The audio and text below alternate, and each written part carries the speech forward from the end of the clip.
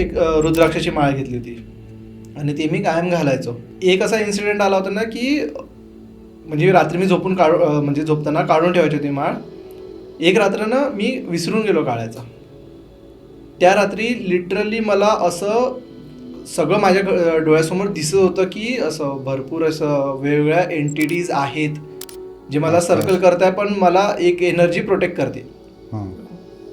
त्यांचा माझ्यावरती अटॅक नाही होऊ देत आहे. अशा भरपूर गोष्टी. मी दचकून उठलो रात्री आणि मग ते मला असं जाणवलं की कारण माझ्या पूर्ण असं इथे मानेवरती ते आता रुद्राक्षाची माळ कशी जाळ असते ना, तर त्याचा असं पूर्ण एक पडला होता, काप पडला होता. तर मी म्हटलं की चला ठीक आहे, चला मी देवाचं नाव घेतलं आणि परत झोपलो. पण त्यानंतर मग माझं ते कंटिन्यू प्रॅक्टिस सुरू झाली की ती माळ घालायचीच. आणि मग म्हणजे काशीला जायच्या अगोदर पण माझ्या गळ्यामध्ये होतं सूत्र होतं, रक्षासूत्र.